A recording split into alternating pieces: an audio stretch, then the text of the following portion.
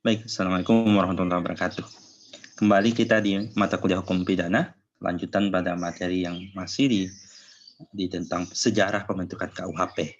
Sejarah berlakunya hukum pidana di Indonesia. Kita tarik sejarahnya itu awalnya itu tadi kemarin ya di negeri Belanda, lalu ditetapkan ya dia turunan dari kode penal di Prancis ya, lalu turun menjadi kitab undang-undang hukum pidana nih. Pidana di Belanda dulu ya, Belanda menyusun ya, mengikuti model kodifikasi dari ini. Belanda menentukan seperti ini, lalu berlaku di negara jajahannya ya di Indonesia, lalu kitab undang-undang hukum pidana ini diterapkan ketika Indonesia merdeka oleh para pendiri negara dulu. Kalau kita lihat per tahunnya nih bisa kelihatan ya, berlaku di Prancis, lalu diberlakukan di Belanda, dan yang ketiga itu ya berlaku Wetboek van Strafrecht voor Europeanen gitu ya di Belanda ya, dulunya diterapkan itu, lalu di Belanda diberlakukan ya, di Belanda juga Wetboek van Strafrecht voor Inlander. Dulu itu beda ya. Kalau buat dulu hukum ya, di sini kelihatan bahwa dulu hukumnya itu dulu berlaku hukumnya itu buat orang Eropa saja. Yang berlaku di Indonesia itu kembali ke hukum adatnya masing-masing, hukum kerajaannya masing-masing. Bagi yang menerapkan hukum Islam, bagi yang menerapkan hukum adat. Kelihatan ya. Lalu diberlakukan juga pada inlander, pada penduduk pribumi. Nah, dulu awalnya tuh untuk kitab undang-undang hukum pidana itu berlakukan buat para orang Eropa saja yang ada di Indonesia. Lalu ketika di sini terlihat diterapkan juga pada inlander, kepada rakyat pribumi. Lalu ketika ada Wetboek van Strafrecht disahkan Belanda pada tahun 81, diberlakukan pengganti ini diberlakukan juga di Hindia Belanda pada 1918 ya.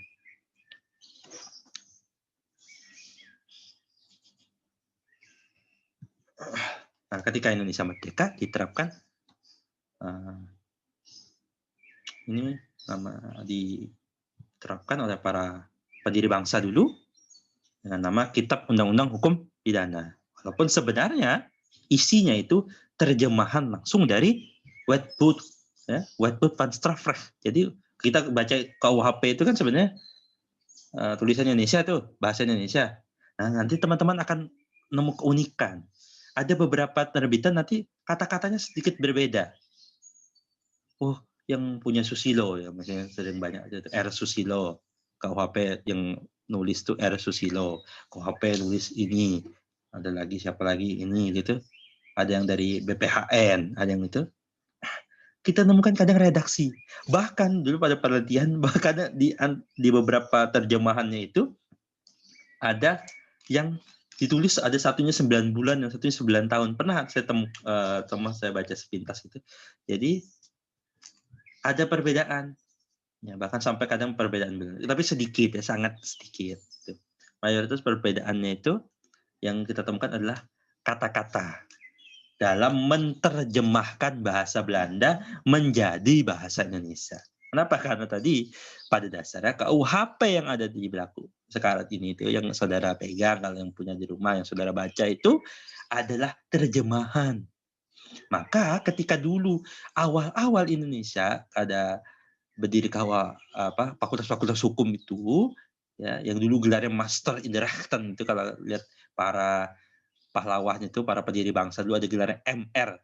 Itu bukan Mister dalam bahasa Inggris gitu, bukan. Itu gelar Mister in the Rechten, sarjana hukum.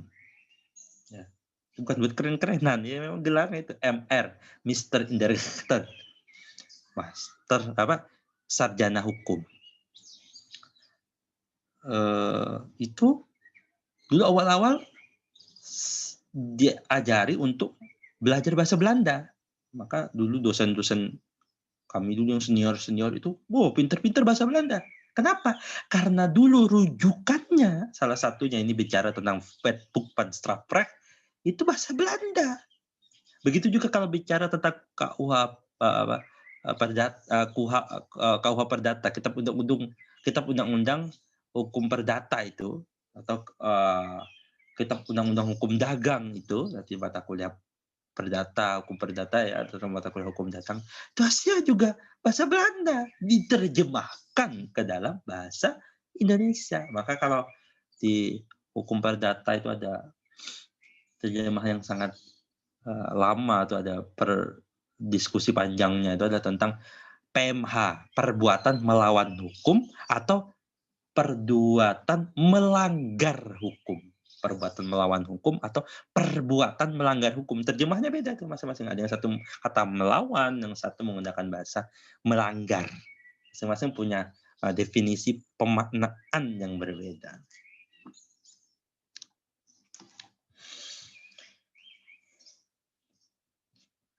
Mari kita cermati sistematika KUH pidana yang tadi itu saya katakan terjemahan dari bahasa Belandanya.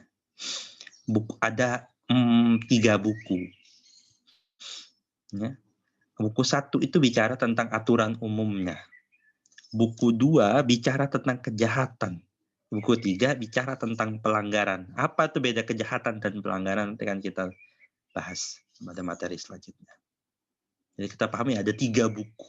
Bahkan di luar kitab ini ada kita bicara hukum pidana khusus, aturan pidana yang ada di undang-undang di luar KUHP. Kenapa di undang-undang? Karena pada dasarnya menyantumkan sanksi pidana itu dalam undang-undang. Hukum asalnya begitu, pokoknya. Dan mungkin ada kekhususan tertentu. Jadi kalau dalam kodifikasi kitab undang-undang hukum pidana ini di buku 1, buku 2, buku 3 ini dari 1, saudara kalau punya KUHP bisa download, bisa beli gitu. Isinya aturan umum, kejahatan dan pelanggaran. Pasalnya sekian banyak. Nanti kita tidak akan bahas semuanya kan, pasalnya banyak. Makanya saya sampaikan nanti kita akan bicara aturan umumnya dulu ya, nanti baru kita bicarakan pasal-pasal tertentu yang mungkin banyak ditemui dalam dunia lapangan itu. Nah, setelah kita lihat sejarahnya kan itu warisan penjajah tuh. Lalu kita gimana nih? Nah, kan ada namanya pembaharuan hukum pidana Indonesia. Ia ada suatu upaya melakukan peninjauan dan pembentukan kembali, reorientasi dan reformasi hukum pidana yang sesuai dengan nilai-nilai sentral politik, filosofik dan nilai-nilai sosiokultural masyarakat Indonesia. Jadi ada alasan politis, ya, alasan sosiologis, ada alasan praktis, ada alasan adaptif, ya. Politis ya, kenapa? Itu bukan produk Indonesia. Nah, kita mau ngatur Indonesia kok pakai hukum yang diberlakukan oleh penjajah dulu. Ada alasan sosiologis, yaitu kan pola pikir dibuatnya dengan pola pikir orang Belanda, orang Eropa. Ya beda sama orang-orang timur di sini, di Indonesia.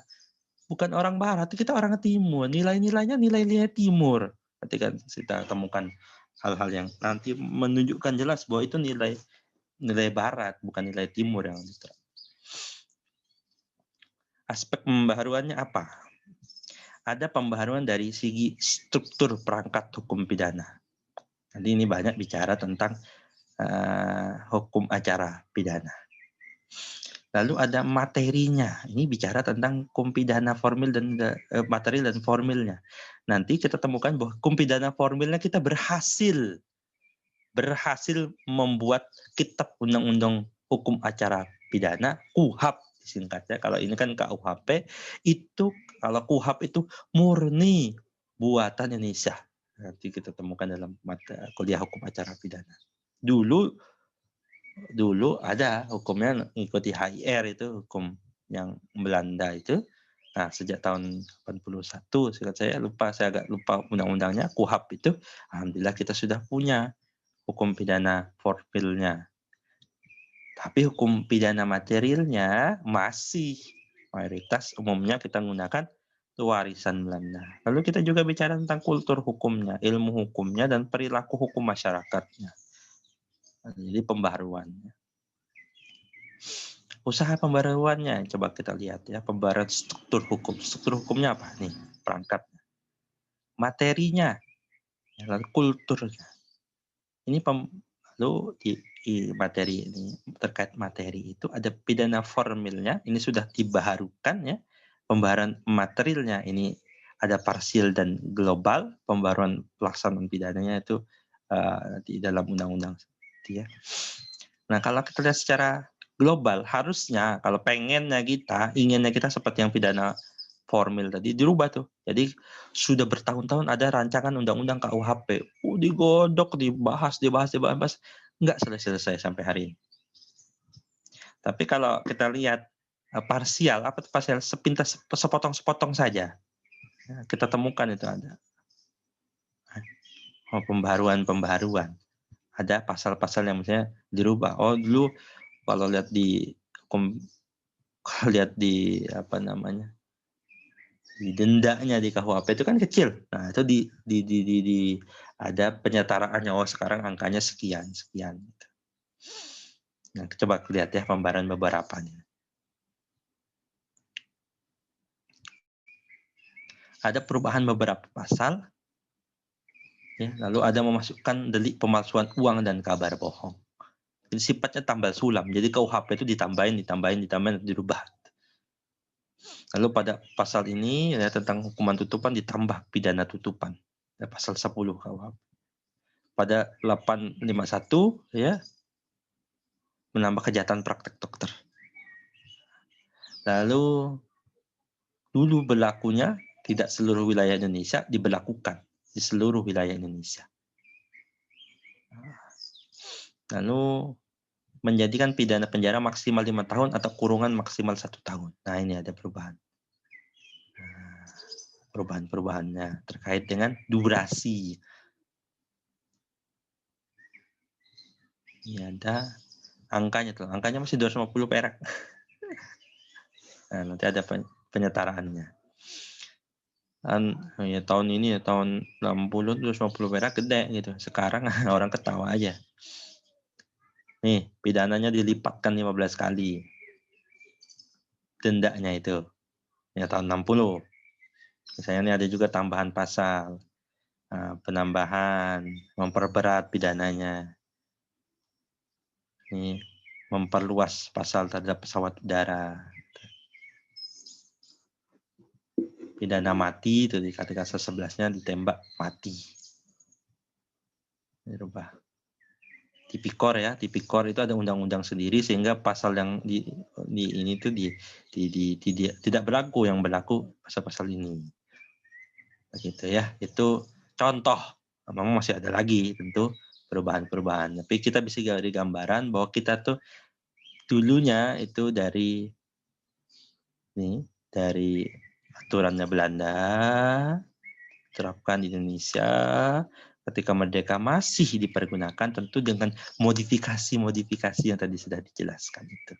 Semoga ada manfaatnya.